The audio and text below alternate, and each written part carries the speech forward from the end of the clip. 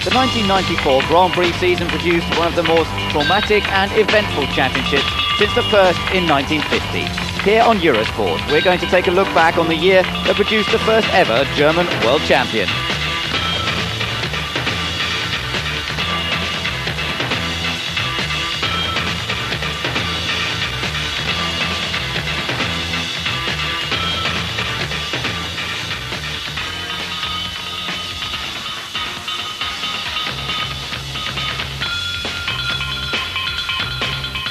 For 1994, well, there's been so many changes. All those electronic aids that we had last year, they've gone. We've also got a number of new drivers, 5 in total, in fact. A few more have come out of hibernation. We've got a new engine supplier with Peugeot supplying McLaren. We've got new sponsors. We've got changes of sponsorship. We've also got 2 new teams in Formula One. They're both small teams at the start of their Grand Prix careers. One is Simtek Grand Prix, the other is Pacific Grand Prix. They managed to qualify 1 car apiece for their maiden Grand Prix. And that's a pretty fine achievement from my point of view. Let's take a look at how the team set themselves up at the start of 1994. Damon Hill joined by 3-time world champion Ayrton Senna at Williams Renault. For the Benetton team, Michael Schumacher initially joined by Jos Verstappen, taking over from the injured JJ Leto. At McLaren Peugeot, Mika Hakkinen joined on a race-by-race basis by Martin Brundle. At Ferrari, Gerhard Berger and Jean Alesi were looking for an upturn in the Italian marque's fortunes. Olivier Panis and Eric Bernard, the 2 drivers to start the year at Ligier. And Ukio Katayama and Mark Blundell would be the only 2 drivers at Tyrrell during the year. Karl Wendlinger and Heinz-Harald Frentzen at Sauber, De Cesaris and JJ Leto would both drive for the team later in the year. Rubens Barrichello and Eddie Irvine at Jordan. De Cesaris would be a driver there as well throughout the season. Pedro Lamy and Johnny Herbert at Lotus, and Eric Comas and Olivier Beretta starting the season at La Rousse. Pierluigi Martini and Michele Alboreto, the 2 Minardi drivers. And at footwork, Gianni Morbidelli joined by Christian Fittipaldi. The new teams, David Brabham and Roland Ratzenberger with the Simtek Grand Prix team, and Bertrand Gachot and Paul Belmondo driving for Pacific. New teams, new drivers, and some other new features for Grand Prix racing in 1994. The most obvious change in Grand Prix running is going to be refueling. There's going to be maybe 2 or 3 pit stops here in Brazil, and a lot of the teams are expressing concern about it. Yeah, I mean, we used to have refueling. It wasn't a case of refueling. People don't have to refuel unless they want to. It just is, we just put in the regulation where it was forbidden, now it's allowed. That's what happened before, and I think it was stupid to ever take it out. And what it's going to do, I don't know whether it's going to make the racing better, but what will happen is nobody will know the team's strategy, so a guy could be well in the lead and we don't know if he's got to stop once or twice or what's going to happen. So from that point of view, it's going to be interesting.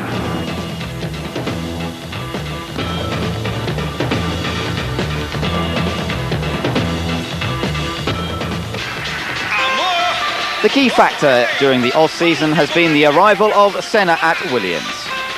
It's been an association that has been talked about many times in the past, but now a reality. Senna joining the team that took the driver's title with Nigel Mansell in 1992 and Alain Prost in 1993, and looking forward to the additional horsepower from the Renault engine. Senna, firm favourite for the 1994 title, and nobody really was taking a bet against him.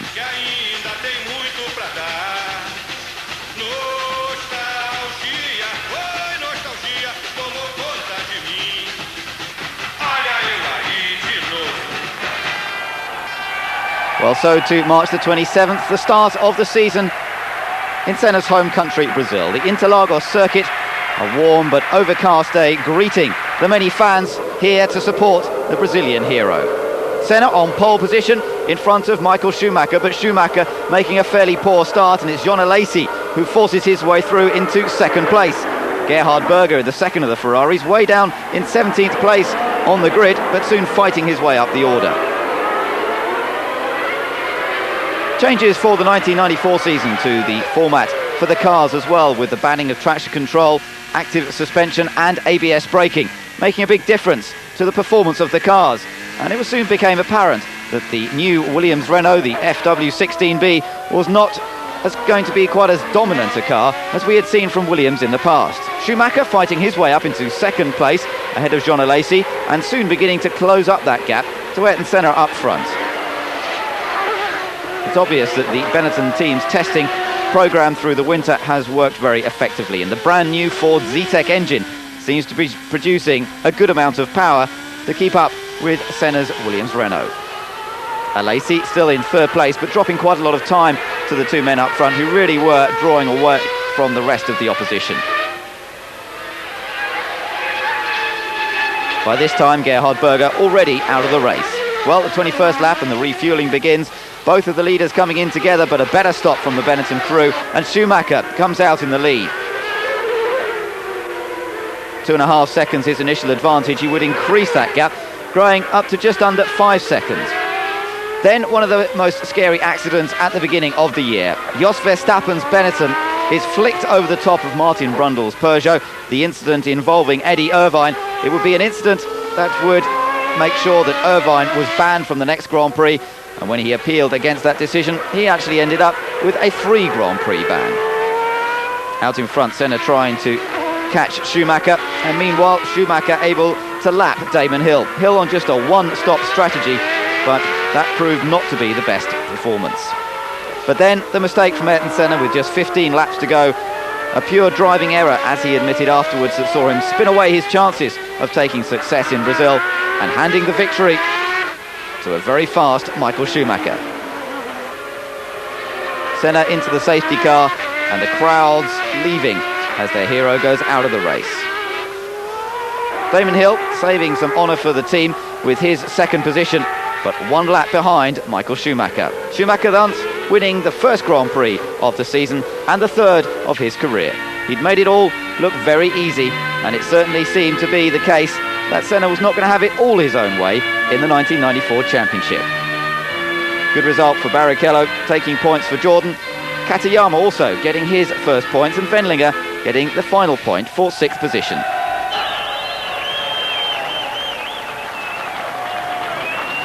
That's absolutely right. I mean, we knew we had fantastic winter testing. We knew our car is fantastic. Engine was reliable and very good. And we were hoping for a lot of success, but we didn't expect to come here to the first race and win this first race. I have to say a big compliment to the team. What they have done over the winter is crazy, and this is the result out of it. We just were better prepared for the first race than anybody else, and that was the reason why we won the race.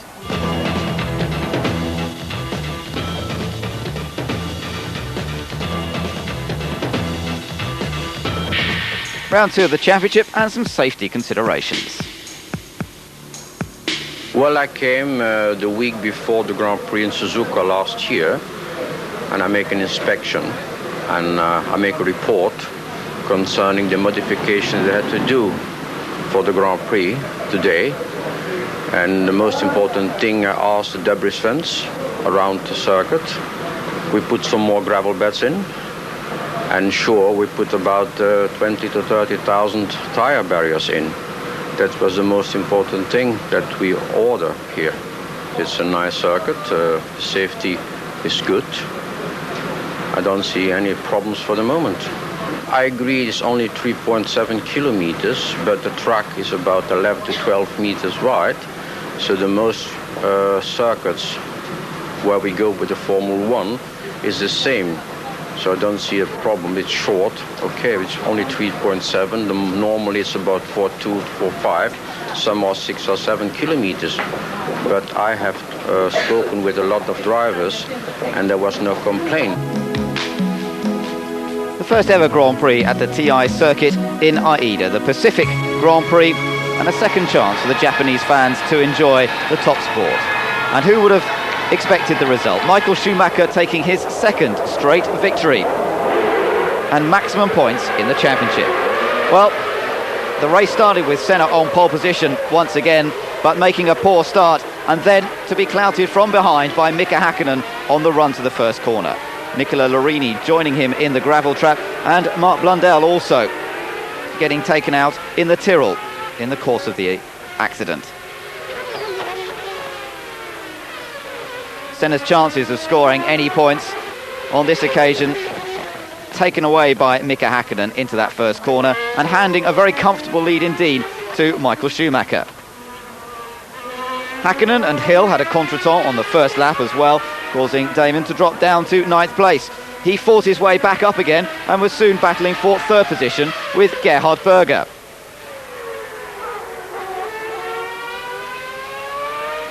Häkkinen, dropping out after 19 laps, is proving to be a difficult start to the season for the new McLaren-Peugeot combination, just 5 months after the association was announced. Berger seems to be the main rival at this point in the race for Michael Schumacher, but his pit stop drops him a little bit further back, and he's already 40 seconds down on the Flying Benetton up front.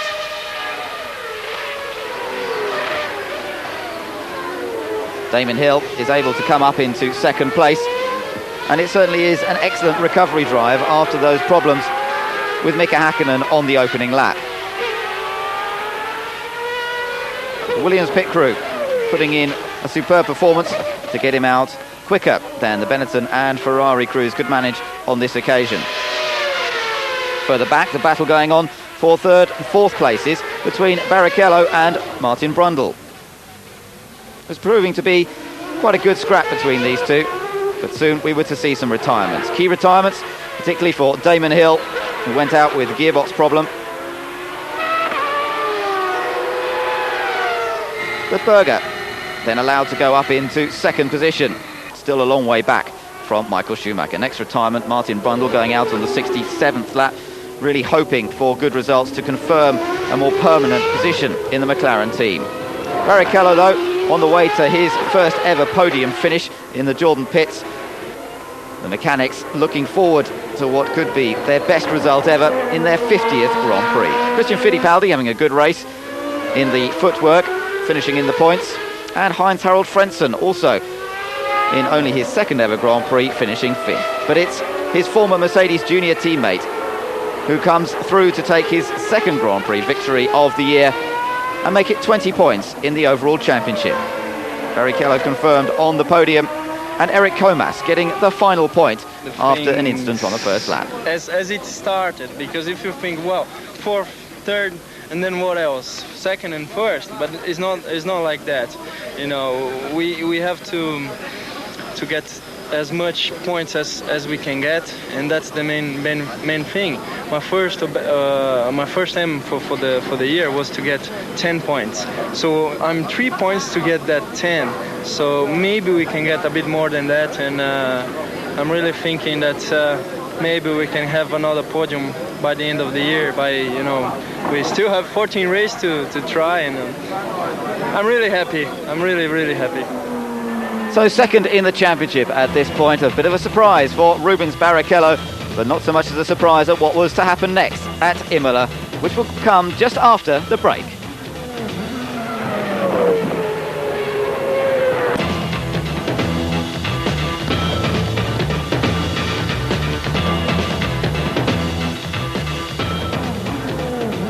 From the very start of the first practice sessions, the San Marino Grand Prix saw an unusual amount of spins and accidents. Incident upon incident occur at a fairly remarkable pace. Häkkinen blowing up, then Hill off. Mark Blundell in trouble as well, ripping the front wing off. Heinz-Harald Frentzen not to be outdone, going off into the gravel as well. Eric Comas, another of the drivers to get caught out on the Italian circuit, as was Martin Brundle. Lucky not to hit the wall any harder in this accident. David Brabham joining in on the activities as well, but for the Jordan team, for De Cesaris losing a wheel, it was to go even worse for Rubens Barrichello. This is the first incident, major incident, in a weekend of horror that is about to begin. Barrichello going off at the Variante Bassa. Thankfully, the car being restrained by the catch fencing on the outside from going into the crowd, but fears were high for Barrichello's safety after such a huge accident. Everyone wondered what sort of state he would be in, but the very next day he was back in the paddock with simply a plaster cast and a scratch on his nose. The following day, in qualifying, however, Roland Ratzenberger was not to be so lucky. Sheer tragedy striking in that second qualifying session on Saturday, and the 33-year-old Austrian killed in a huge accident in the Simtech.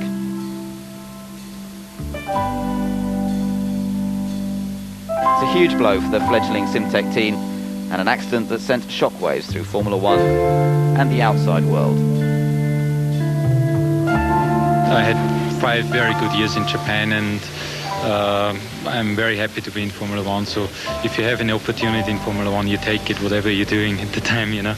And it is the top, and you got to do it at some stage in your career. I think that's what everybody is aiming for, and so I'm very happy to do it now.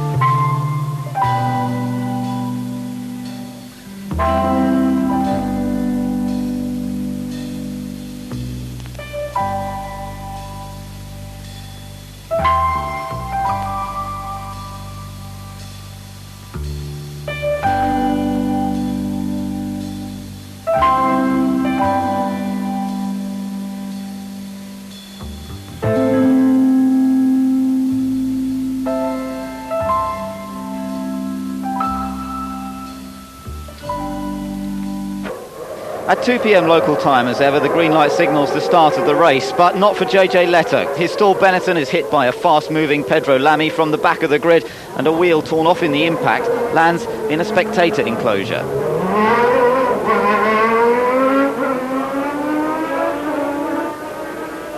It is to be the first incident on a day that will be recorded as one of the blackest in the sport's history. The restarted race would see the tragic accident that claimed the life of Ayrton Senna, and as everyone began to hear the awful news filtering through, more dramas in the pits caused by a wheel coming off Michele Alboretto's car saw several Ferrari and Lotus mechanics get hurt.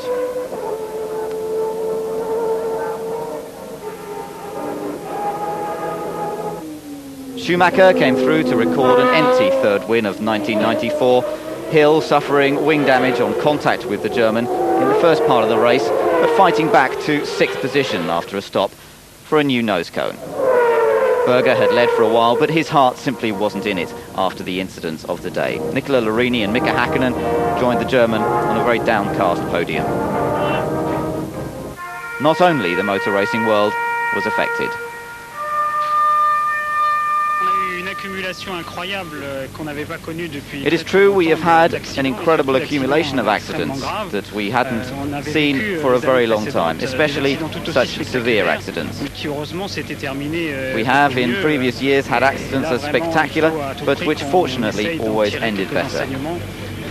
We must most definitely get as much information and knowledge for the future from these incidents, because we cannot allow people to take such risks. On that day, Formula One lost its figurehead, its leader, while Brazil lost a hero and very much a revered figure. A man who truly inspired people from all over the world in all branches of life.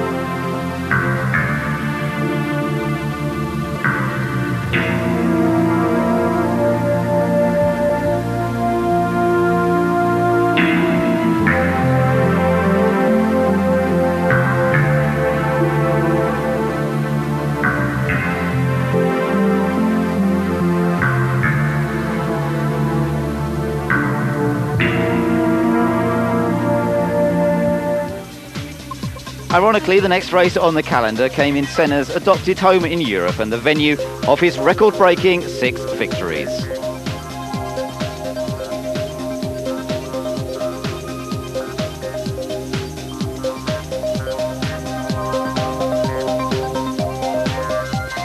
For the event, new safety regulations included, new barriers being fitted around the circuit and new catch fencing also put up. But everybody's still reeling from the shock of the events at Imola.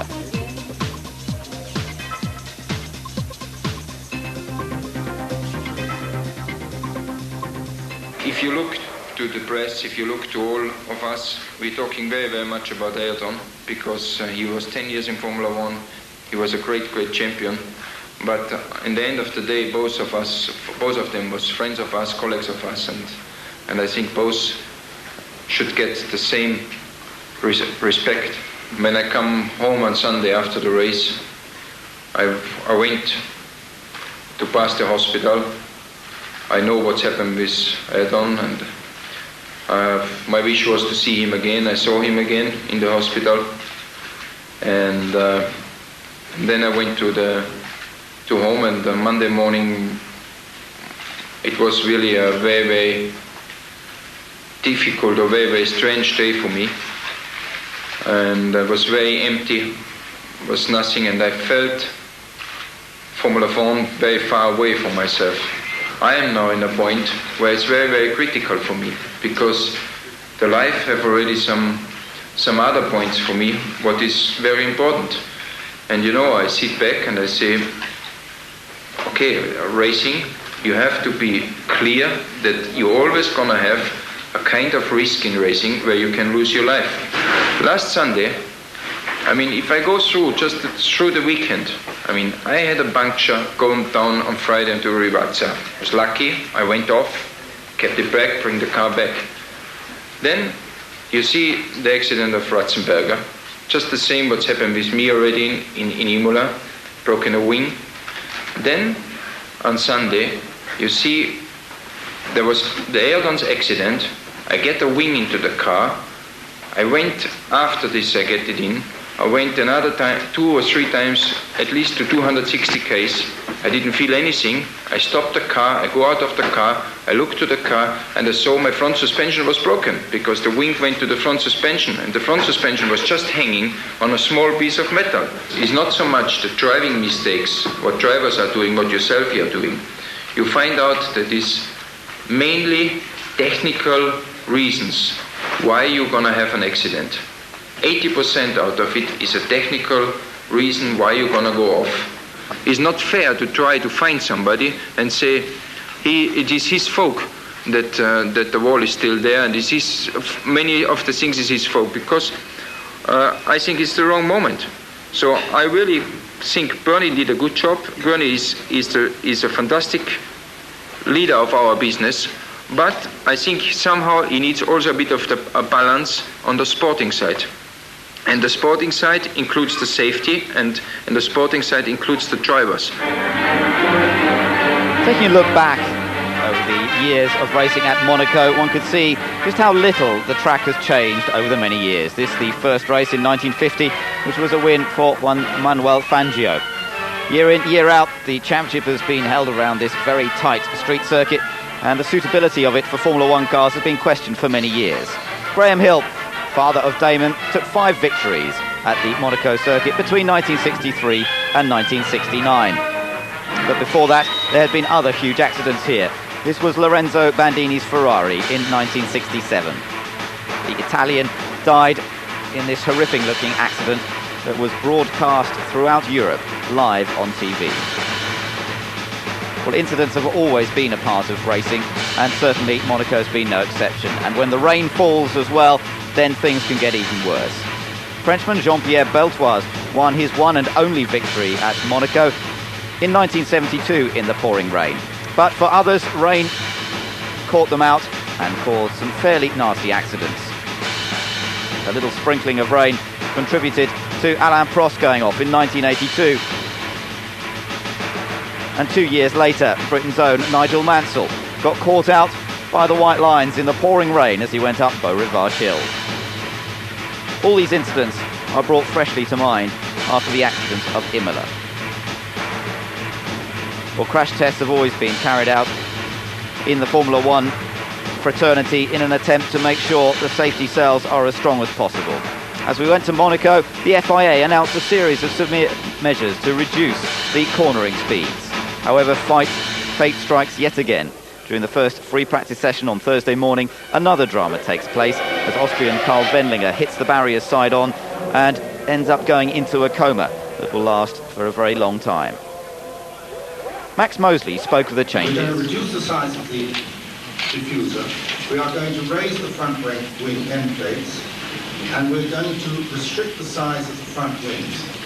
Now, the effect of that, for those who are not technical, is that the downforce on the car will immediately be reduced by something in the order of 15%. Now, that is an immediate measure for the next race.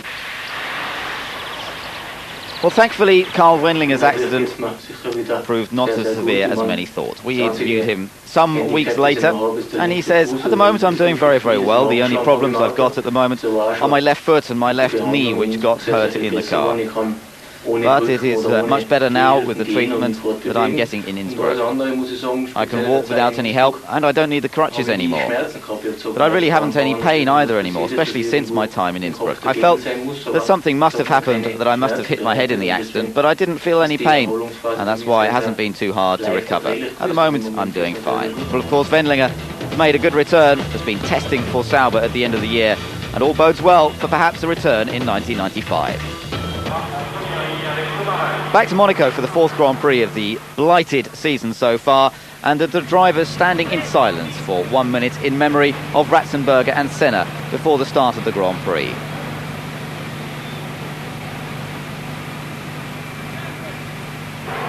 First two positions on the grid are left clear as a tribute to the two drivers. But at the start of the race, Mika Häkkinen and Damon Hill get themselves tangled together as they head down towards the first corner. Häkkinen going off and out at the very first corner, and although Hill trying to struggle round and make it back to the pit lane, he was to have no luck in that endeavour.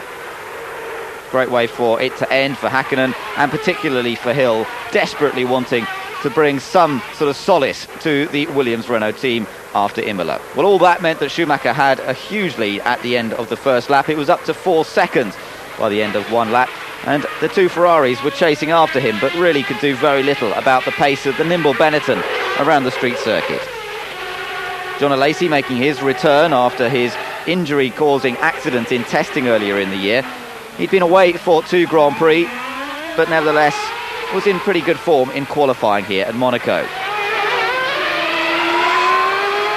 But nobody seemed to be able to catch the flying German up at the front of the field.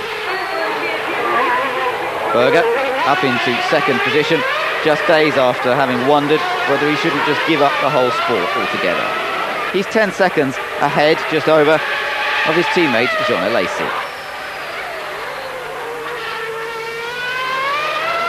On the 34th lap, Eric Bernard spinning virtually the same place as Karl Wendlinger, but thankfully without impact against the barriers. Schumacher is gradually increasing the gap. His pit stop, which was carried out on the 24th lap, and which included the new 80 km/h speed limit in the pit lane, an introduction after the events of Imola, his lead continues to grow. Ukio Katayama, another retirement in a place where several cars are off already, the cars of Morbidelli and Martini, already parked at the side of the road.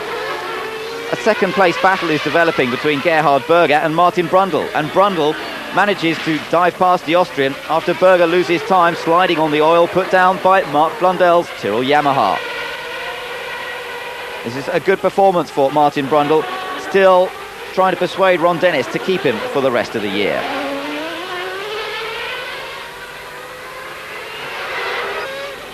Another good performance, sadly not rewarded for Christian Fittipaldi, running fourth for a good part of the race.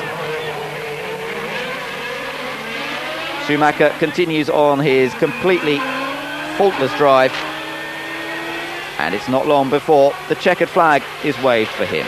Martin Brundle finishes in second place. Gerhard Berger takes third for Ferrari. Fourth place is Andrea De Cesaris in the Jordan, standing in for Eddie Irvine.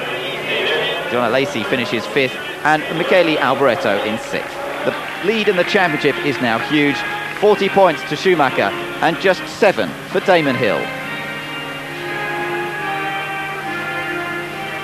Nevertheless, it's been a good result for Martin Brundle, and in fact it proves to be the best performance of the year for the Englishman and the McLaren Peugeot.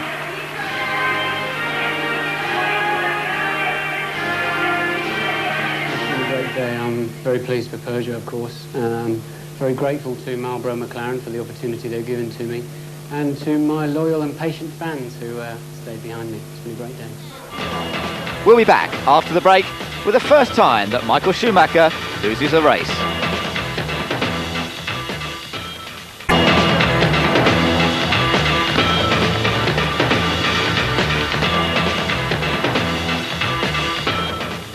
The end of May and the weekend of the Spanish Grand Prix, but the weekend starting with a tribute to Ayrton Senna once again. A memorial unveiled at the start of the weekend to one of the world's greatest ever racing drivers. And the legend, in his own words.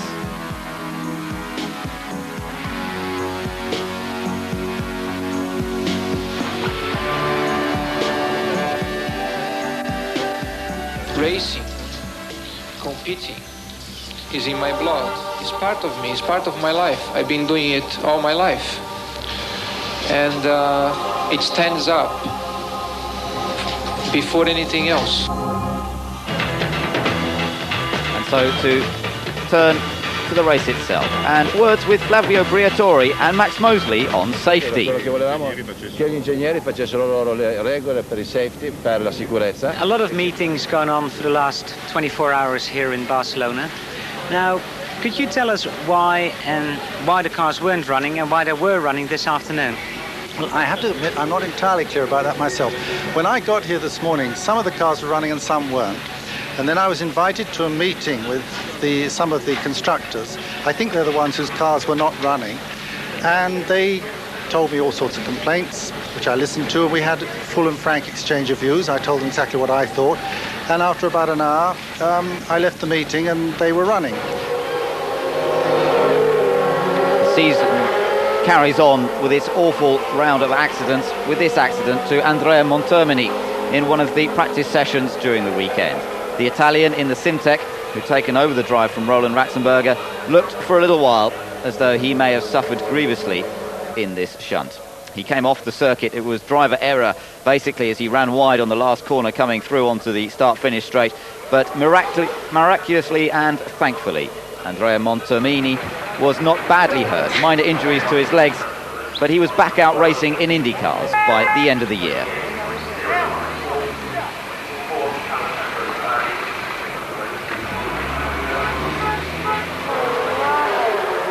New rules coming into effect here at the Spanish Grand Prix, reducing the amount of downforce, but it doesn't seem to have slowed down Michael Schumacher by very much. He starts from pole position from Damon Hill, second fastest, Mika Häkkinen third, and JJ Leto in an impressive performance in what turned out to be a very poor year for him, fourth fastest on the grid. It was Schumacher who led into the first corner, however, the sort of sight that we were getting very used to seeing. Damon Hill in second place being chased by Mika Häkkinen. But this race also seeing the debut of another young English driver, David Coulthard, qualifying in 9th position in his first ever Grand Prix for the Williams team. An impressive performance considering he had problems in qualifying as well, which restricted his mileage in the car, and it was his first taste of driving the passively suspended, normal suspended Williams FW16. Well, he was well up in the overall order of things after an excellent start, and his starts would soon become legendary in Grand Prix racing. But Damon Hill was still taking the challenge to Michael Schumacher. The battle going on for second place between Hill and Häkkinen as they come through the tyre chicane, specially created to slow the cars down in one of the fastest sections of the track. Hill stopped on the 19th lap, came back out again in 5th place, Schumacher leading, Häkkinen second, then Alesi and Leto, the rest of the top four. For Leto, the race is going very well indeed after a difficult start to the season and that accident in testing at Silverstone. Unfortunately for Leto, the engine expired on the 53rd lap, and he would go out from what would have been his best result of the year, surely. Well, more problems for the Benetton crew, as suddenly Michael Schumacher has slowed down, and we see Mika Häkkinen in the lead of the Grand Prix. Damon Hill's in second place, Schumacher is only third.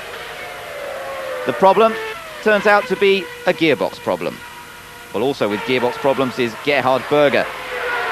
He drops out of the race altogether, and Martin Brundle is in sixth place, just behind Jean Alesi.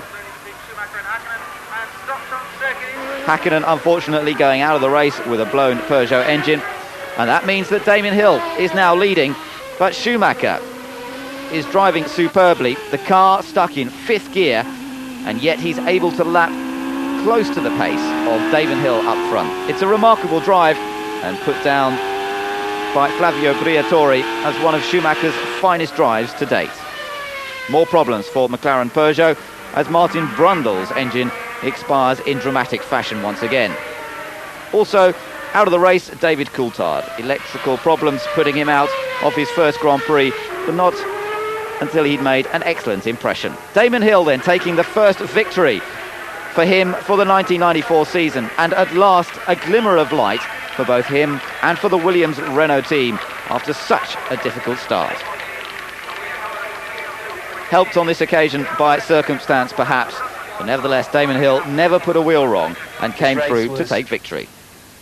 Very important to do well, and to win was better, to be honest, was better than I expected to do. Michael put up as usual, and as we expected, a tough fight, but this victory must go to everyone at Williams who have been through terrible times, and also to all the fans of Ayrton Senna who I met in Brazil, who said to me that they would be very pleased to see the Williams team do well. Marc Blundell scored an excellent third place there in Barcelona. It would be his best result of the 1994 season. And so, on to the next race. All the drivers basically are trying to take care of the circuits and analyzing all the circuits and see where we can change them to make them safer, to make Formula One much better, not only for us but for everyone that is out there watching us.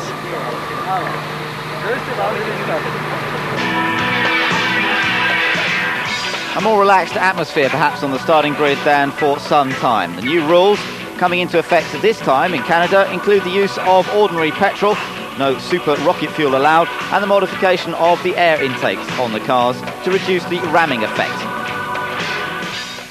At the start of the race, Schumacher sets off from yet another pole position, but Jean Alesi and Gerhard Berger were in fine form in the Ferraris, and in fact Jean Alesi had taken the provisional pole position on the Friday qualifying session. Schumacher leads with Alesi in second place and Berger in third, being chased by the two Williams, and it's David Coulthard ahead of Damon Hill on this occasion.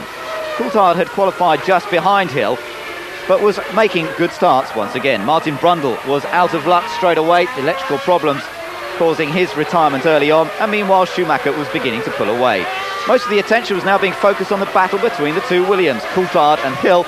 It looked as though no quarter was being asked and none taken. Out of the race, De Cesaris in the Sauber, bad luck for him, and meanwhile Damon Hill had finally got past David Coulthard after team orders came into play. Hill showed that he was in no mood to hang about as he soon began to put Gerhard Berger under an awful lot of pressure.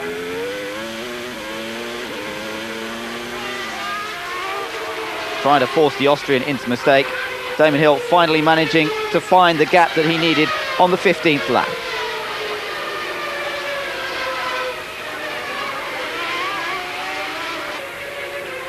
Out in front though, with no troubles at all, once again is Michael Schumacher. Jean Alesi in second place and Damon Hill now up into that third position. Ferrari is getting ready for its refuelling stops and everybody deciding to go for just one stop on this occasion. Jean Alesi comes into the pits on lap number 31, a little before half distance, 11.4 seconds, not the fastest of the day by any means. Hill is also on a one-stop strategy, as is Coulthard. but Hill makes a faster stop than Alesi, and after the first few pit stops, Hill has moved up into second place. One stop as well for Michael Schumacher, stopping on lap number 40. The only slight scare that Schumacher has to contend with throughout the race is a little bit of rain that falls, making the track slippery in places. Mika Häkkinen going out on lap number 61, again with engine problems. John Alesi is having to deal with a tricky gearbox, but nevertheless he's holding on to third position behind Hill. So Schumacher wins his 5th Grand Prix in 6 races, and he now has almost a perfect score sheet, 56 points out of a possible 60 at this point in the season. It's been a remarkable start to the year for him, and disappointing for Damon Hill, not able to get in front on this occasion. David Coulthard scores his first points with an excellent 5th place and continues to impress the Grand Prix teams, while JJ Leto gets the final point after Christian Fittipaldi is excluded for being underweight. I have to be very happy now because we did a good performance in this weekend, even with this car. And now for the French Grand Prix we will have a brand new car, so we expect to be a bit quicker. We'll be coming back in just a moment after the break with the return of a former world champion.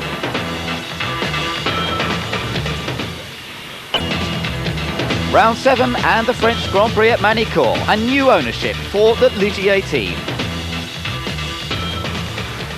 J'avais acheté le team et Benetton m'a aidé un petit peu dans l'achat parce que c'était beaucoup d'argent. Itai Flavio Briatore has bought the team personally. Benetton helped me a bit, but it is a lot of money, and it means a lot of more responsibility for me, a new challenge as well.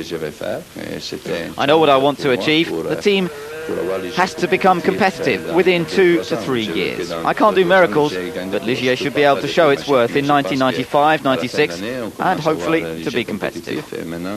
Le travail doit être orienté sur le futur, sur le 95 et 96. But the main story of interest at Manicourt is the return of Mansell. And, there's a lot of potential in the car, but it will take a little bit of getting used to. We haven't got a balance yet, but I think when you only get, 21 laps or 23 laps, it's, you're up against it. So I'm very happy to be 6th at the moment, and I know there's a lot more to come. The crowd support for Nigel Mansell as intense as ever. He made his return to a Formula 1 car at Brands Hatch a little bit before the race at Manicourt. An opportunity for 15,000 fans to turn up and watch Mansell get used to the Williams Renault once again.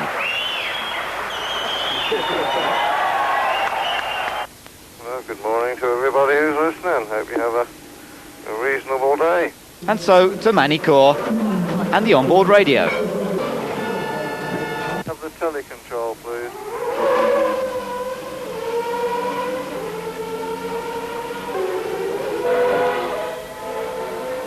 We're going to go back. Leave the spring and just do the bar. Go back to 2 on the front bar, please. Winless in Indy cars, what could he do on his return in Formula 1? Where is Nigel with wing? Similar. Not identical.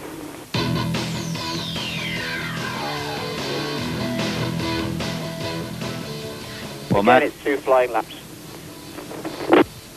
1 will do, my friend, if the car's balanced.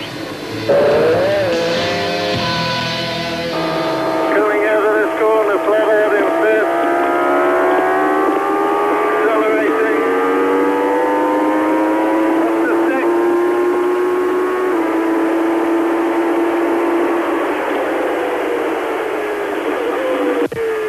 Breaking down, 2nd in the hairpin. Turn end very tight. Accelerating through. That's the 3rd, 4th, 5th. And so to the start of the race that had seen a great battle in qualifying between Nigel Mansell and Damon Hill, but it was Hill who narrowly took the pole position. It all seemed to count for nothing though, as Michael Schumacher made the most remarkable of starts from his 3rd position on the grid. In fact, it was a start that had many tongues wagging, and people were asking whether the traction control that had been banned for the start of the 1994 season really was completely out of the question in Formula 1 these days. Damon Hill was certainly surprised at the speed that Schumacher had been able to get past him, having considered that he had made a pretty good start himself. And yet it was the Benetton that had come flashing through on the approach to the first corner. Hill in second place, while meanwhile the battle in third place is between Nigel Mansell just ahead of Jean Alesi. Mansell's was an impressive return, particularly in qualifying. The race might prove to be a different matter. Out of the race on the 20th lap, Alessandro Zanardi and his Mugen Honda in trouble. Mansell into the pits, starting off the refuelling for the cars, but Schumacher is once again enjoying himself up front. Problems further back at the Adelaide hairpin. Morbidelli and Panis getting it together, and for Panis it would be the first and last time that he would go out of the race during the year. Alesi going at his own pace, still in third place and leading teammate Gerhard Berger by 15 seconds. The Ferrari certainly seems to be in better shape now. Damon Hill is out alone in second place, hoping that Schumacher will make a mistake or something will go wrong. It goes wrong for Jean Alesi, and it goes even further wrong for Rubens Barrichello, who gets called out by Jean Alesi trying to rejoin. It's a great shame for both the drivers who were going well in this race. Nigel Mansell going out on the 45th lap with transmission problems. Disappointing return for Mansell, who must have been hoping for a good result to really shake things up in Grand Prix racing. Berger is now in third position, having had a fairly conservative race, but lapping consistently. And he's the only driver with Damon Hill not lapped at this point. Out once again, a Peugeot-powered McLaren. But success for Heinz-Harald Frentzen with an excellent fourth place, and with De Cesaris in sixth, is proving to be an excellent day for the Sauber team. Michael Schumacher passes the checkered flag once again and takes his sixth victory in 7 races. Briatore suitably delighted with the fact that Schumacher has now opened up the gap in the championship to 37 points, a seemingly insurmountable lead over Hill, who nevertheless continued his run of consistent, fault-free performances to stay in the chase of the title. And at the end of the day, more signs of a Ferrari revitalisation. I think our performance is looking good, and I think we could give still some nice races for the second half of the season. Well, thank you. So, the first half of the season comes to an end. A period of 4 months that saw the Grand Prix world shaken apart by the traumatic events that challenged the whole existence of the sport in its current form. The loss of 2 drivers, including one of the greatest ever, the technical changes and reactions to the tragedies, and the domination of the races by one driver-car combination had combined to reduce interest in the championship. What was the point of it all? Would things ever improve? Well, the answer would be yes. In the second half of the year, a turn of events that included controversy, rule infringements, returning champions doing their stuff, and to conclude the year, some dramatic wheel-to-wheel competition that will begin to pull Grand Prix racing out of the mire. We'll be back soon with the second half of the year here on Eurosport.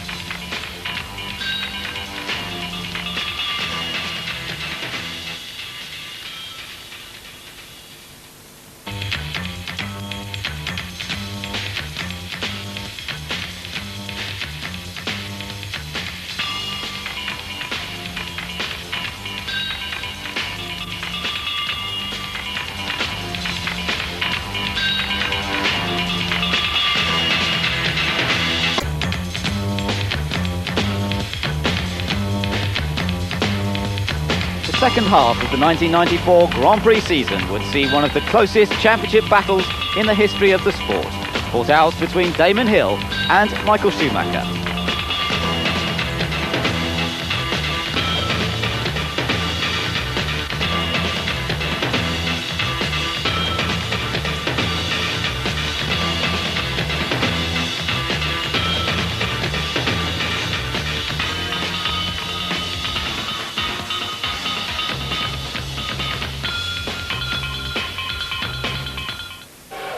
Round 8 of the championship, the halfway point.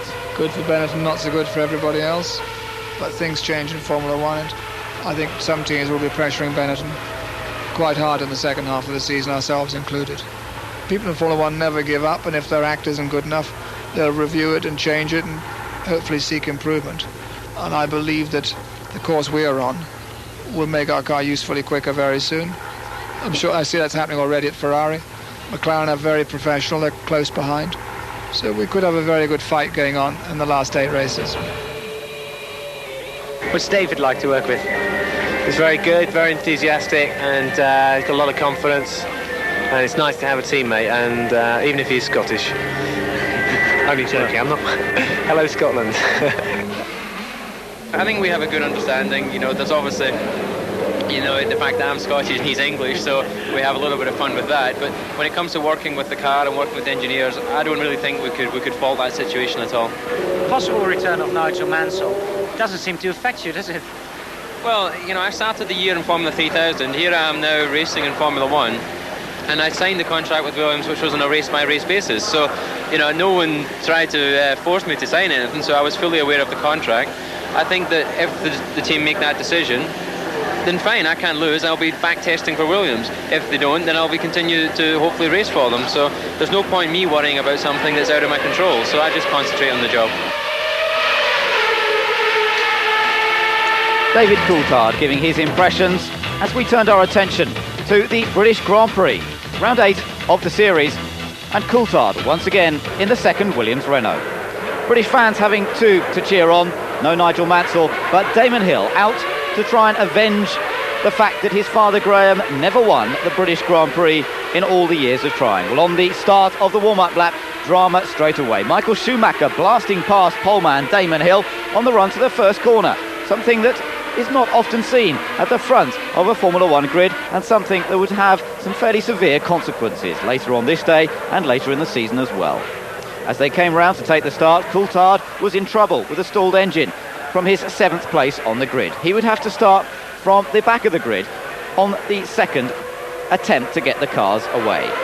The start proper goes ahead, and Brundle's engine expires in a big cloud of smoke in the background. Up front, Damon Hill has made an absolutely superb start and cuts into Copse Corner ahead of Michael Schumacher. Behind Schumacher, the Ferraris are both trying to work their way up the order. Gerhard Berger, who'd been so close to taking pole position during the final qualifying session, but a mistake coming out of the pits had denied him any opportunity, and it had been Hill by 0.03 of a second who'd taken pole. Another look at Brundle's flamey start to the British Grand Prix, and flamey finish as well. Out of the race straight away. Up front, Hill is in front of Schumacher, with Berger in 3rd position, and he's being chased by Rubens Barrichello. Behind Barrichello, the second Ferrari of Jean Alesi, and then it's Jos Verstappen, once again standing in for JJ Leto.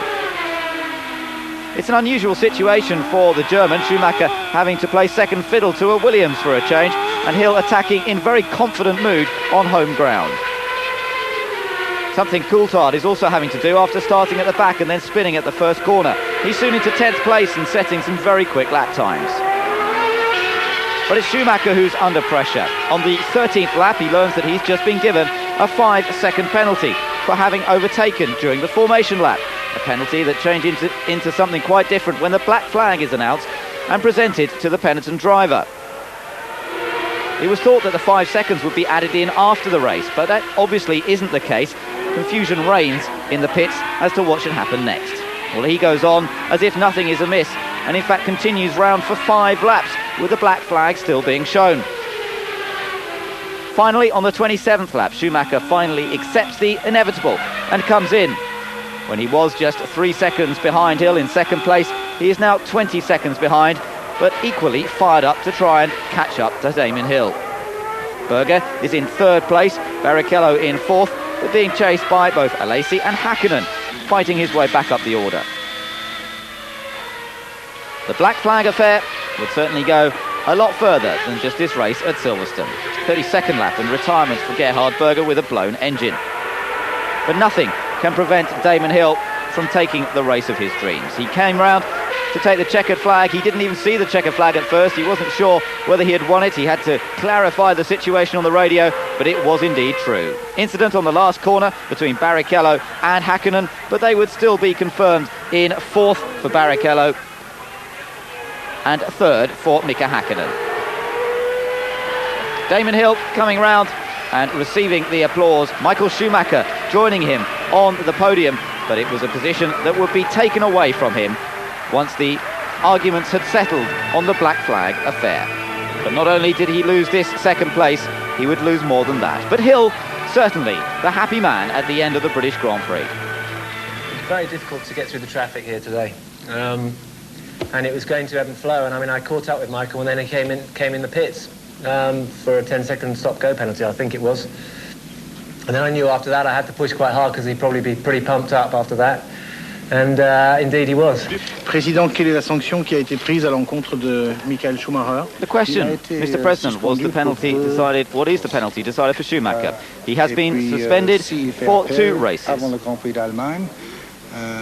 If he appeals before the German Grand Prix, his appeal will be heard, and then he will be sentenced. And if he doesn't appeal, he will not race in Germany, is the reply. When the black flag was presented to him, he was out of the race, so he cannot benefit from 6 points when he was already effectively out of the event.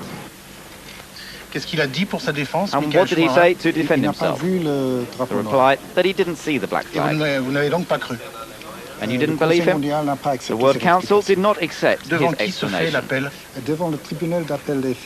It will be lawyers of the big automobile clubs who will settle the affair in the appeals court.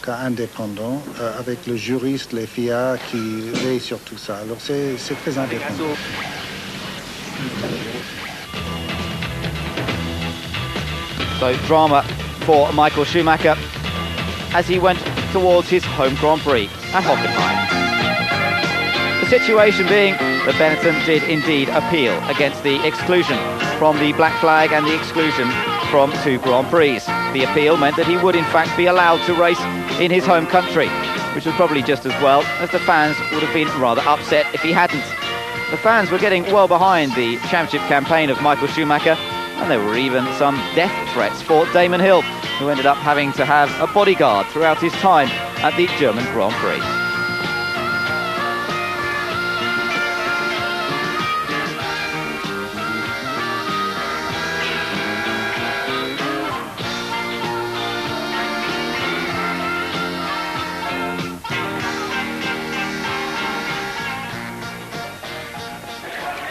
Well, remarkably enough, it was 2 Ferraris that dominated proceedings in qualifying. Gerhard Berger taking pole ahead of Jean Alesi. 150,000 spectators were cheering on one man. That was Michael Schumacher. And so to the start of the race, and things going wrong right from the first moment, particularly at the back of the grid. Cars shooting off in all directions, involving Andrea De Cesaris, Alessandro Zanardi, Alboreto Martini, while at the first corner, Mika Häkkinen coming off in a nasty accident with Mark Blundell, and on the exit, Johnny Herbert and Martin Brundle getting together. More drama as Jean Alesi slows down on the exit of the first corner, and we seem to have half the field decimated before we'd really got the event underway. Although many people expected the race to be stopped, it was not in fact stopped. It continued round. In the meanwhile, Damon Hill had a coming together with Ukio Katayama, trying to take 3rd place. He came into the pits to find that teammate Coulthard already there after he was involved in that first corner skirmish. So up front we had a battle between the Ferrari of Gerhard Berger, the man who'd taken pole, and the local hero, Michael Schumacher, chasing in 2nd position. Katayama was at this point in 3rd position, but that wasn't to last for too much longer. A look at the start, and Häkkinen cutting across in front of everybody else. He would be excluded for 1 Grand Prix after the event because of his part in the accident. Out of the race goes Ukio Katayama. A disappointing end to what had been a promising qualifying performance. Up front, the battle still going on between Gerhard Berger and Michael Schumacher, but the V12 power of the Ferrari certainly having the edge. Then, one of the most dramatic and frightening moments again of the Grand Prix season. Jos Verstappen's pit stop. A blazing inferno that even now on watching again catches you unawares, and is incredible that everybody was able to basically get away from it unharmed. Let's watch it in slow motion once again. You see the fuel being sprayed about the car, and it's in fact on the brake discs, the very hot brake discs, that the fire erupts spontaneously, both front and rear. Well, there were arguments after this event, remember, Benetton were criticised for having removed a filter from that fuel line, which you can see being pulled away. In the end of the day, nothing was done about the fuel filter, which Benetton said they had been allowed to remove from the equipment. The main thing was that nobody was badly hurt, but once again it showed the risks of refueling in a race. Meanwhile, back in the race, and Gerhard Berger now enjoying quite a healthy lead over Michael Schumacher in second place. But Schumacher soon in trouble. One of the few mechanical problems for him throughout the year, and he has to go out on the 20th lap. Makes life even more difficult in a way for Damon Hill, who was unable to take advantage of the situation, fighting his way back up the order, but he would only manage to finish in 8th place after those earlier dramas. Martin Brundle also out of the race with another broken engine, and meanwhile the Ligiers going very well, holding on to 2nd and 3rd places. It's to be an historic day for the Ligier team and for Cesare Fiorio, newly joined as the team manager. But the Ferrari holds out for all 45 laps, and Berger picks up his 9th victory of his career, the first for a Ferrari for 4 years. Jean Todt, sporting director of Ferrari, happy at last. The public consoles itself that at least it's a German-speaking driver on the podium, even if it's not their main hero. Panis and Bernard make it a fabulous day for the Ligier team, and the celebrations continue for a long time. Christian Fittipaldi ended up 4th, Gianni Morbidelli was 5th, and Eric Comas took the final point in the Larousse at Hockenheim.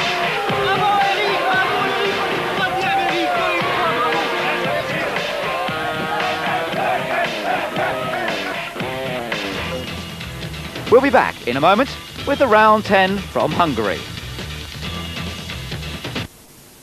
Throughout the course of the tortuous 16-race programme.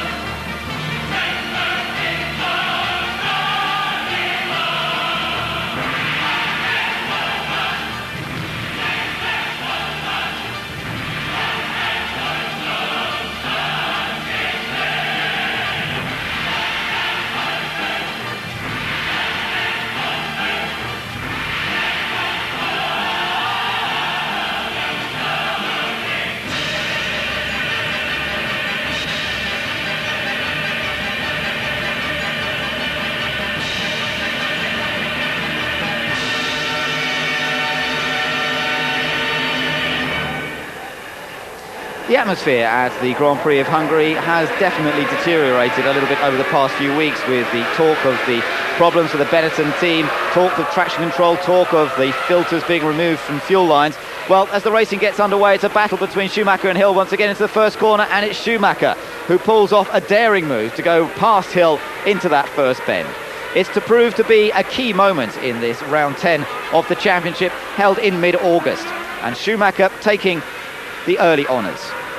In the background, problems for the Jordan team as Ukio Katayama, Rubens Barrichello and Eddie Irvine all go out at the same point in the race.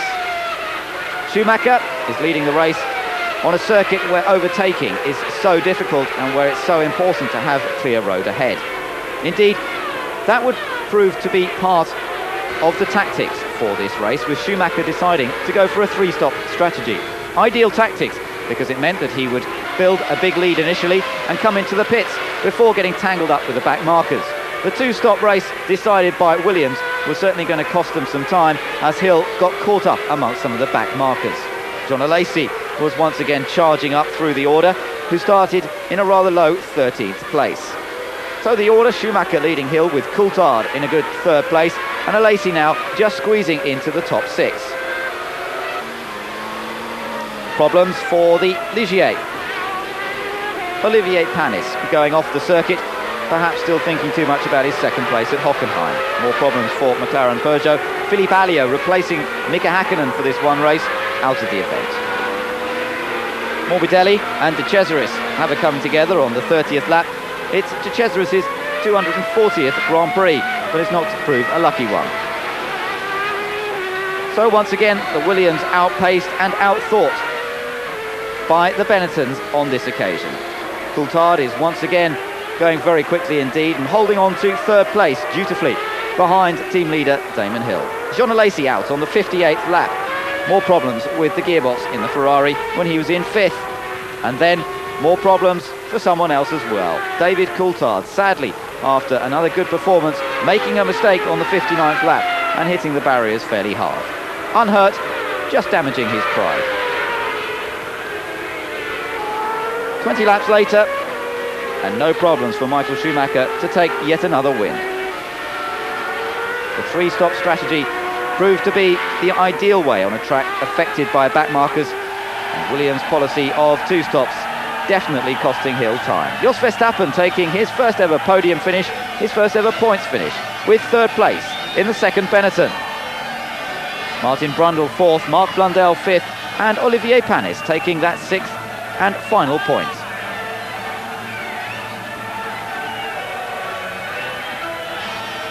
In the championship, Michael Schumacher, 76 points to Damon Hill's 45.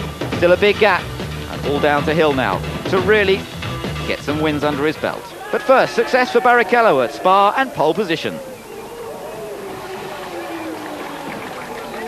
Because it's my first pole position, and it has been my best situation in Formula One, and I feel very good, very good. I'm singing in the rain, just singing in the rain. What a glorious feeling, I'm happy again. Conditions at Spa in qualifying were not the most ideal. The sun's in my heart and I'm ready for love. Let the stormy clouds chase everyone from the place. Come on with the rain, I've a smile on my face. I walk down the lane with a happy refrain, just singing, singing in the rain.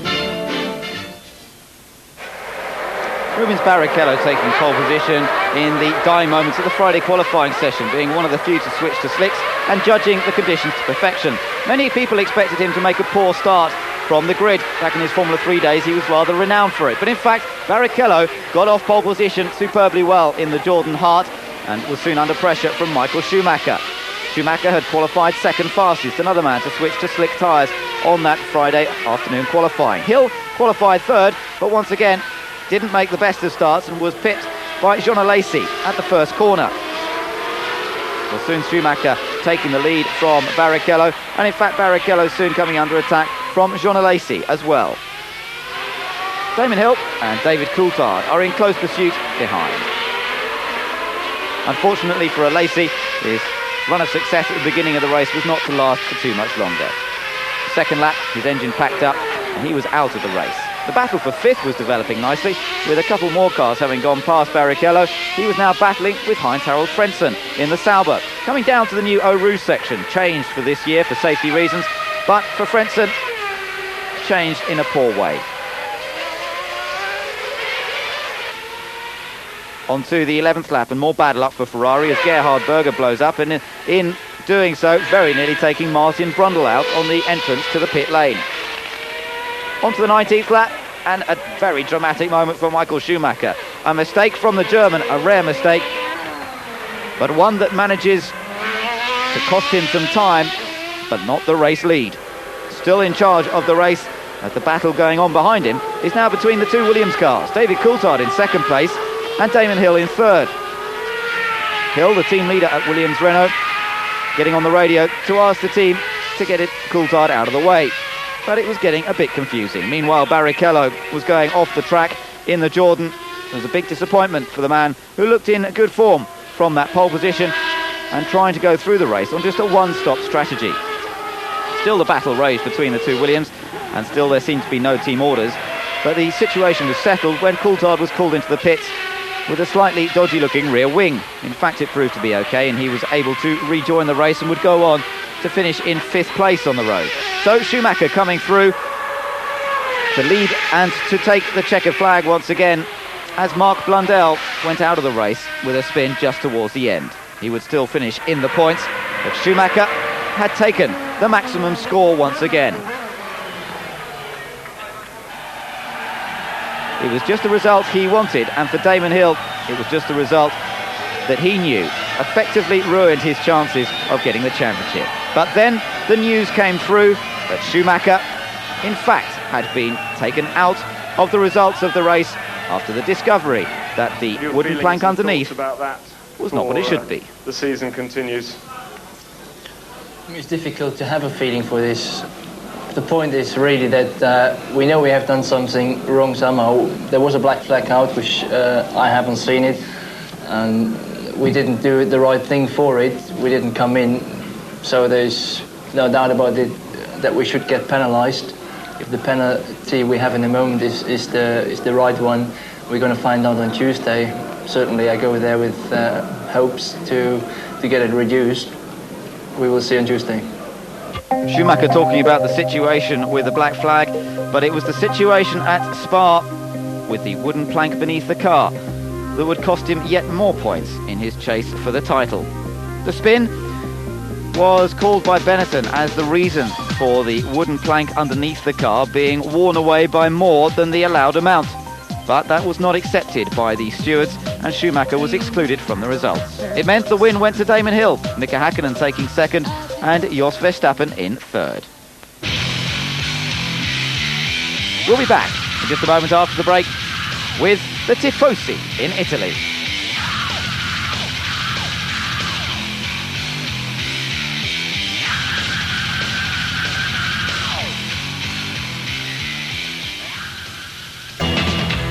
As we moved on to the Italian Grand Prix, the arguments were still going on about the various exclusions and incidents. We would like your point of view on the result of the last affair in Paris. Well, last affair for us was full satisfaction what the World Council done. Benetton was called this year twice in the World Council. Effort twice was not guilty, and there was a lot of speculation in our name, in our team, but I believe this clear up everything, and I'm quite happy about the result, and quite happy about in the way Mr. Mose handled this subject. And honestly, now is important for us winning this world champion. The same report that was available to the FIA was also made available to us, stated that this function was set to a zero value, which means that it was inoperative. The two team managers of the two rival teams talking about the fact that there had been arguments about the use of traction control and other systems that should have been banned for the 1994 season. In fact, the FIA managed to sort out the problems and there was no further action taken. But certainly rumblings throughout the year that some of the cars were not what they should have been.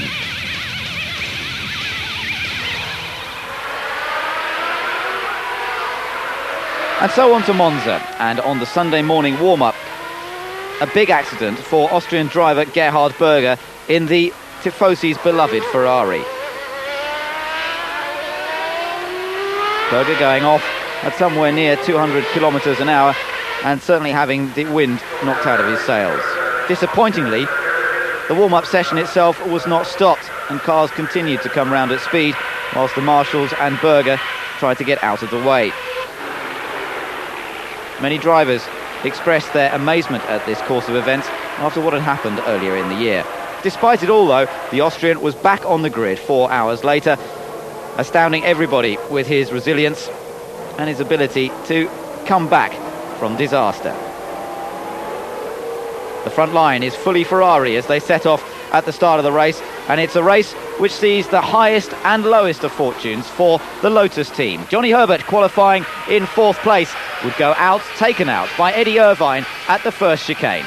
It was to prove to be such a difficult year for Lotus all the way through, and with the end of the season, the news that the Lotus team having to lay off its workforce in an attempt to try and get everything up and running again for 1995. Let's hope that Lotus will be back next year and that they can get over the problems of this season, because otherwise a great name from Formula One will be lost. Well, on to the restart, and the two Ferraris once again trying to get away first. John Alesi from his first ever pole position. Problems straight away though, with several cars flying off the circuit once more. And out front, John Alesi is able to extend the lead. Gerhard Berger in second place, dropping to over 8 seconds behind, as Alesi continues the charge and continues to enthrall the Italian fans. Behind the two Ferraris are the two Williams. Damon Hill ahead of David Coulthard, but there'd been dramas for both of them before the start of the race, and Damon Hill was ended up in the spare car. The first pit stop, John Alesi in, still leading the race, but suddenly the Ferrari was going no further. A gear would not engage from the Ferrari, and Alesi was left to sit in the pit lane and curse his luck once again. Yet to win a Grand Prix, the Frenchman, who is always spectacular to watch, was once again out of the running. It was a cruel blow for both him and for the team and for the Italian fans, who above all else wanted to see a Ferrari win at Monza. Well, there was still a chance because Gerhard Berger had now taken over the lead of the race, and it didn't seem to be affecting him too much, the fact that he had a fairly stiff neck from the earlier morning accident. Heinz-Harald Frentzen withdrawing on his 22nd lap, and Berger into the pits, but very nearly getting involved in an incident with Olivier Panis. That cost the Ferrari driver some time, and as he came back out, it turned out he was behind the Williams pairing of Hill and Coulthard. Berger there in third position, and after him it was the McLaren Peugeot of Mika Häkkinen, being chased by Rubens Barrichello and Martin Brundle.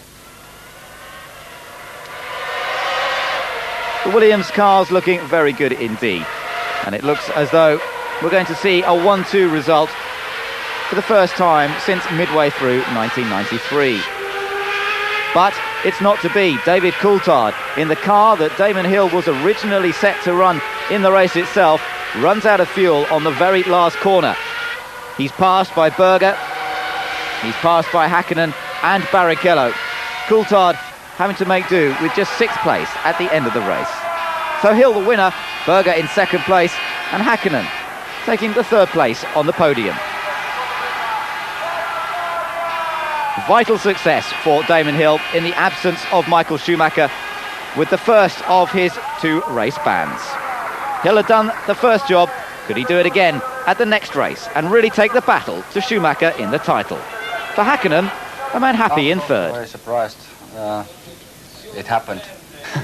Hopefully I don't get used to this 3rd position, because I want to be sitting on the middle, but I have to say this race was very demanding, and tactic what the team and I did was excellent. It was really good.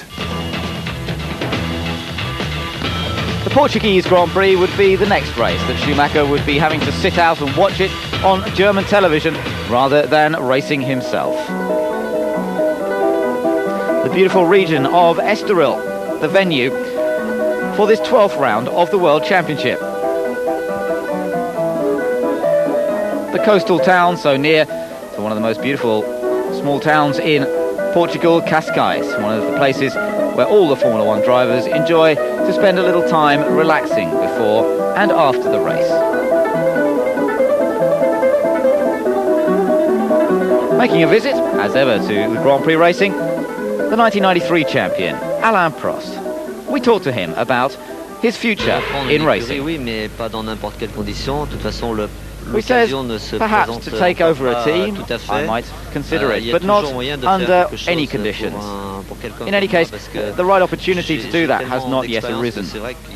There are loads of things that a person like myself can do, and because of all the experience I have, I can enjoy acting as a consultant, giving advice to whoever wants it. But if I were to take over a team, my sole motivation would be to have a winning team, or at least a very competitive one. And at present, all the factors are not in place.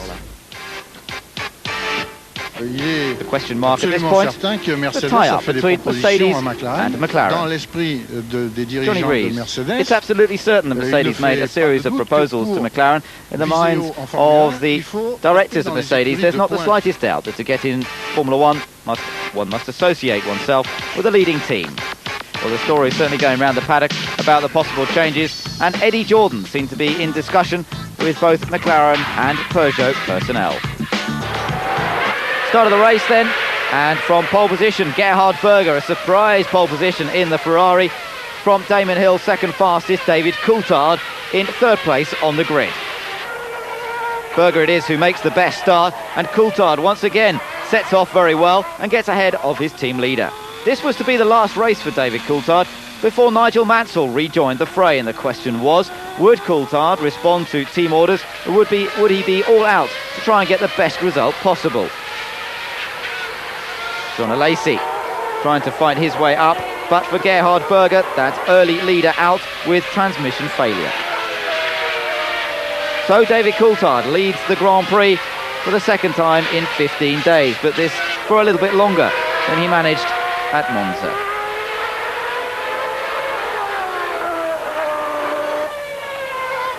Behind, Hakkinen is in fourth place behind John Alesi. But Coulthard is looking very cool and composed up front, and is actually pulling out a gap over Damon Hill. Hill struggling a little bit with the first set of tyres on the Williams that really couldn't get a balanced car as a result. In the Williams pit, perhaps questions as to what would happen next. Well, what happened next was Hill was able to dive past Coulthard at the new section of the circuit. Hill by now on a second set of tyres that certainly balanced the car much better, and Hill very much happier with the result. John Alesi in third was to lose that position in an incident with David Brabham. These two had had words earlier in the season, and this was not to improve the relationship at all. Coulthard still following behind Damon Hill. Mika Hakkinen in the McLaren Peugeot in third place, but with the news coming through for sure that he would be driving with Mercedes power the following year. Problems for JJ Leto in the Benetton, and this would prove to be the last race for the Finnish driver with the Benetton team. Jos Verstappen in the other of the Benettons, but neither of them able to match the performances of Schumacher throughout the year. So at the finish, it's the first 1-2 for Williams since the French Grand Prix in 1993, and the first podium finish for David Coulthard, who knows that he's going to have to sit and watch as Nigel Mansell makes his return in the next few races. Brilliant performance from both of the Englishmen, and we spoke to Coulthard afterwards. Well, yeah, it's been a long time coming because I've been running on the top three in the last three Grand Prix, and of course I've had some problems, but I was praying here every lap when I was counting down to the finish that something wouldn't happen, and I'm very happy to be here in my last race for Williams.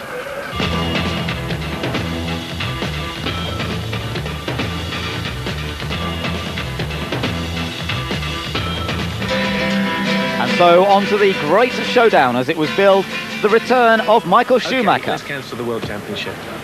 Let's just say we have a competition for the last three races, all right? And the guy who, let's forget everything that's gone before, and we race for three races for the championship. That's what we're doing. You know, we can forget about what happened before. I think there was too much controversy over what happened previously. Now is the opportunity for Michael and myself to put all that behind us and say, okay, Michael thinks he's better than me, then now is his chance to win, to beat me. We never had a problem. There was no things going on between us. But as you probably all know, you start learning people during difficulties and during difficult times. so I didn't have them, and suddenly some people turned around and were not the same anymore as they were before. And I found no reason why I shouldn't express this. The battle was really on between the two drivers now, with Schumacher just having a 1-point advantage over Damon Hill, who'd managed to take the vital 2 successes whilst the German was away. Away from pole position, Michael Schumacher trying to get away, but it was Damon Hill who made an excellent start from 2nd place on the grid. Mansell had qualified 3rd, and Heinz-Harald Frentzen, in his best qualifying performance of the year, was in 4th place in the Sauber, but heading for a one-stop strategy race, which meant there would soon be a train of cars lining up behind him. Hill ahead of Schumacher, and the question now, could Hill finally put one over the German and really take the battle to the last 2 races in Japan and Australia?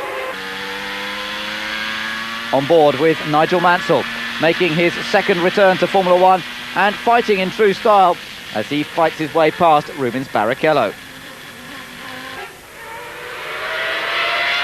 No wins in Indy cars in 1994. Mansell determined to show that he'd lost none of his ability in Grand Prix racing. Into the pits, Damon Hill on the 35th lap, making his 2nd stop, but the pit stop strategy all went a bit wrong for the Williams team. Problems in refuelling the car on the 1st stop meant that Hill had to come in much sooner than had been expected for his 2nd stop, and also had to take on more fuel than actually needed to get through to the end of the race. More problems for the other Williams as Nigel Mansell spun off the track and went out of the race. It was a bad day for the Englishman, and didn't do anything in terms of him trying to get back into a regular seat for 1995. So with Hill in those difficulties on the fuel stops, it was Schumacher who was left to cruise to a comfortable victory. Häkkinen was in 3rd place, battling with Eddie Irvine, but problems for Rubens Barrichello, disappointment for him with that punctured tyre.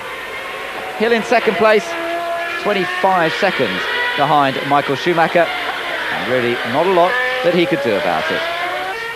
The championship battle was now opening up in the Germans' favour once again, and the expected showdown really had not quite happened as people had hoped. Häkkinen up on the podium again, Irvine 4th, Gerhard Berger 5th, and Heinz-Harald Frentzen heading up 6th. Another great day for 25-year-old Schumacher.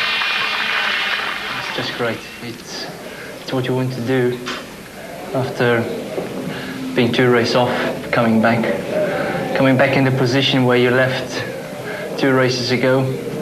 It's the best thing that happened. The whole weekend was great. It started with a football match, which my team won. It went further with pole position on Saturday, after not nice qualifying on Friday, where we had a little problem, but it worked out in Saturday's qualifying, and then winning the race by not just a little margin, by a big margin. This is what you want to do. Coming next, after the break, the climax of the whole championship year.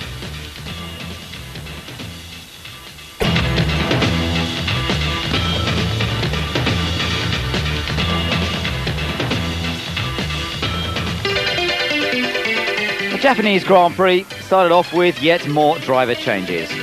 Formula 1 this season saw a record number of driver changes throughout the season, with 37 actual driver changes taking place and a record number of 46 drivers involved in the series.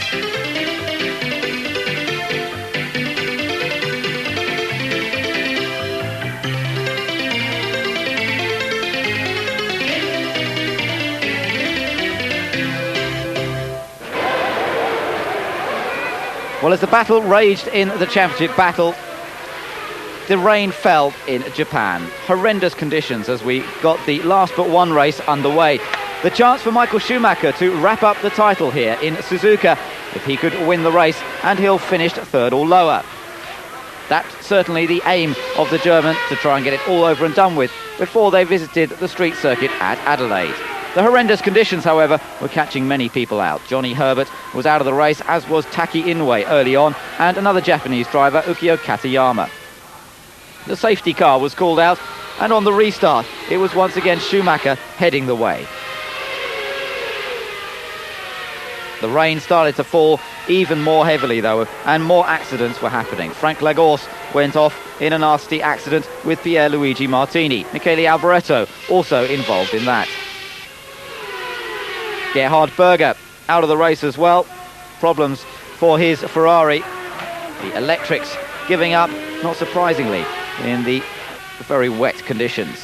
And then more disasters and problems as well. Gianni Morbidelli off the circuit, and Martin Brundle going off at exactly the same place, hitting a marshal and breaking the marshal's leg.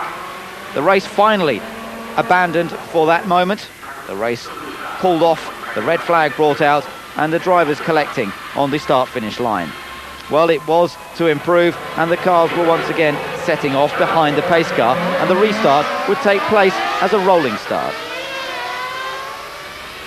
Michael Schumacher at this point with a 6-second advantage after the first part of the race. So the main thing he had to do was just stay in touch with Damon Hill to take the overall victory.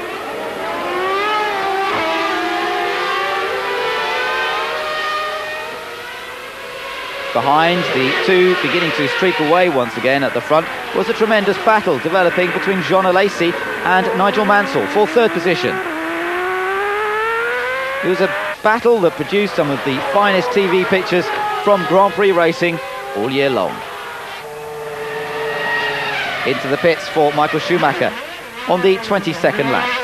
No major problems for him, but it would soon become apparent that he had decided to stop twice, as against Damon Hill's just one stop.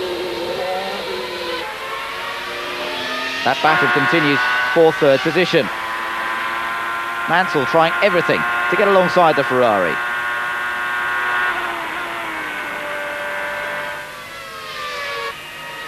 Overall at this point, with the two races added together to give us an aggregate performance, the position is that Damon Hill is leading, from John Alesi in second and Michael Schumacher in third, having made his pit stop, but setting some very quick times and soon catching up to Alesi, and then to Hill as well in overall times. Still that battle was going on between Alesi and Mansell, but everybody was really watching the progress of Schumacher.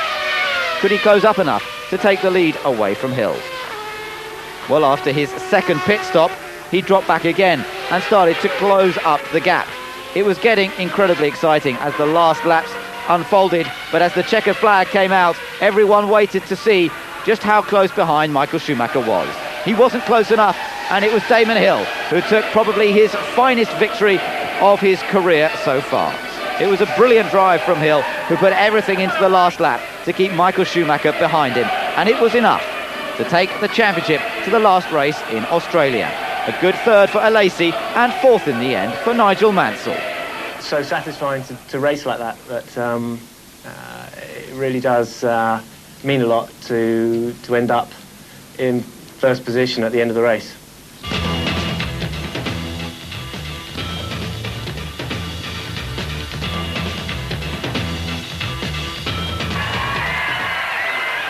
The climax of the season then, as the teams visit the final round of the championship. Michael Schumacher with 92 points, Damon Hill with 91, and the familiar end-of-term get-together and photograph shoot.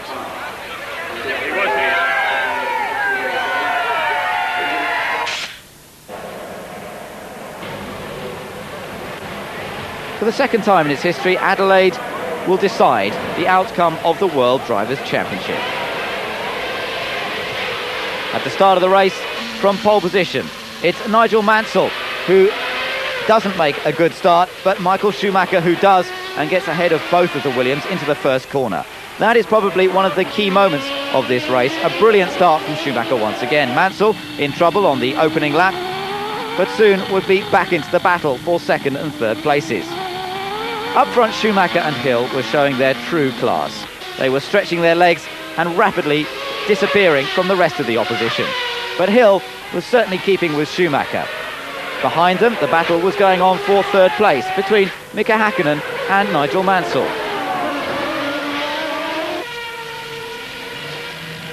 Into the pits, both the leaders coming in on exactly the same lap, both deciding to go for a three-stop race, and both pit crews performing superbly well to get them out in almost exactly the same order with the same time difference. Still the battle goes on between Häkkinen and Mansell. Mansell diving through, but leaving it too late, and Häkkinen goes through once again. But all eyes are glued on the battle up front as Schumacher tries to cut his way through the traffic, and Hill only a second behind. The pressure is really on Schumacher now. He thought that he'd be able to escape the clutches of the Williams Renault on this circuit, but it doesn't prove to be the case. Meanwhile, Häkkinen finally makes a mistake, as does the man up front. Schumacher goes off, runs wide, Hill goes for the gap. There's contact between the two, and the deciding moment of the World Championship is made. Schumacher ends up in the tyre wall. Damon Hill's front left suspension is damaged, and they're both to exit the race in controversial circumstances. On board once again, we can see the wheel of Damon Hill come into the side pod of Michael Schumacher. Schumacher at this moment thinking that perhaps it was all over for him, not knowing that Damon Hill was in the pits, unable to have his car repaired. The news filtering through to Schumacher that he is now the 1994 world champion, and delight in the Benetton pit is mirrored by disappointment in the Williams pit. The battle for the race is still on. Gerhard Berger leading the race makes a mistake getting over the curb and allowing Nigel Mansell through into the lead.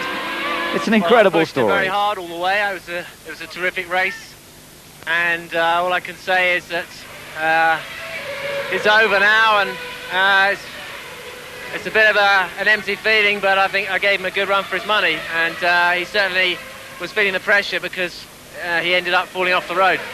Well, actually, you couldn't really do any more than that, could you? No, and I saw the opportunity. I thought, I've got to go here, but it didn't happen. So, in other words, you'd say that's sport, that's racing?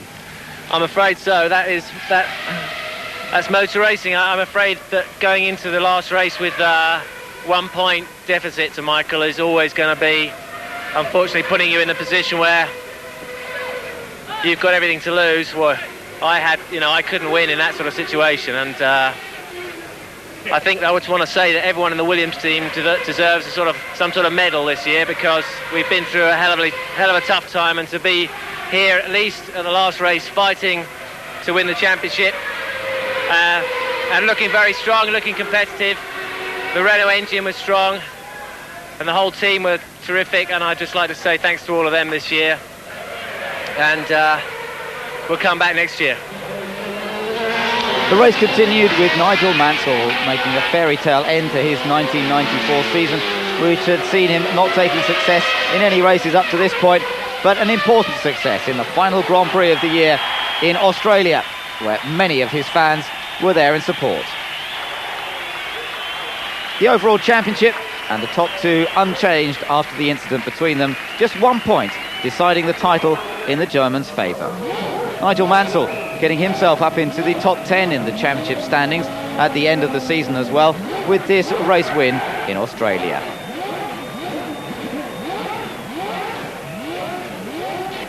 It was a sad way to end the championship year, and everyone felt a little bit of an anticlimax after the coming together between the two drivers, but it had been a wonderful battle through the last few races. Williams Renault had confirmed themselves as the Constructors' Champions, and that perhaps made up for some of the disappointment of losing the driver's title for Damon Hill. Mansell's delight was obvious to everybody at the end of the race. Gerhard Berger also a very happy man, and Martin Brundle getting the McLaren Peugeot in its final outing onto the podium once again.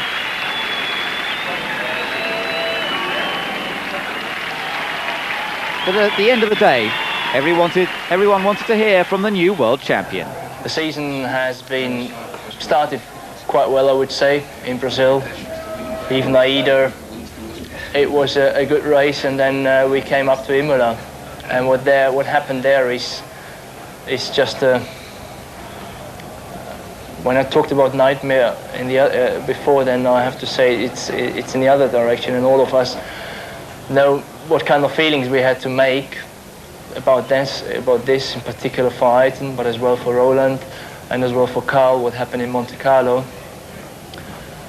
for me, it was always clear that I'm not going to win the championship, and it's Ayrton who is going to win the championship. But he hasn't been there for the last races, and I'd like to take this championship and give it to him, because he is the driver who should have earned it. He had the best car, he was the best driver, and that's my feelings about him. It was difficult at the time to show my feelings, because I'm not somebody who likes to show the feelings to the outside, but I always thought about it, and it's the right time now to give something which I achieved, which he should have achieved, to give it to him. And so the 1994 season is over, and we look forward to the 1995 season. And what's going to happen next? Well, Michael Schumacher will be enjoying Renault power in the back of his Benetton, and Johnny Herbert looks set to join him. Damon Hill will be staying with the Williams Renault team for the third year. But the question surrounds who will be his teammate. Will it be Nigel Mansell, or will it be David Coulthard?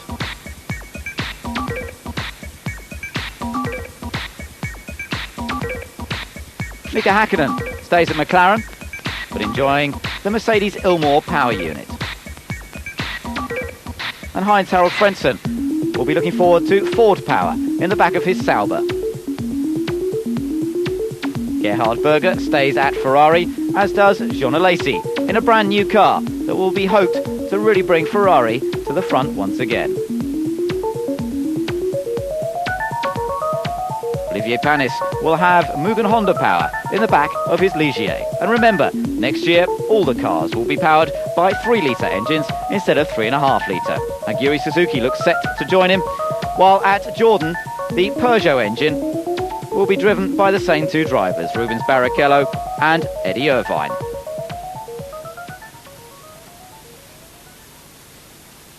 The 1995 season begins in Argentina on the 12th of March. That's if the circuit comes up to the safety requirements for all of the Grand Prix circuits now.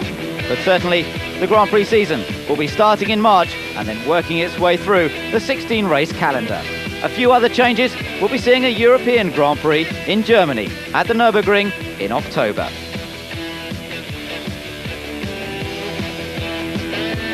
'94 has been a difficult season for Grand Prix racing. Let's hope that 1995 brings a great championship year and some great racing. You'll be able to watch it all here live on Eurosport. From Ben Edwards, goodbye.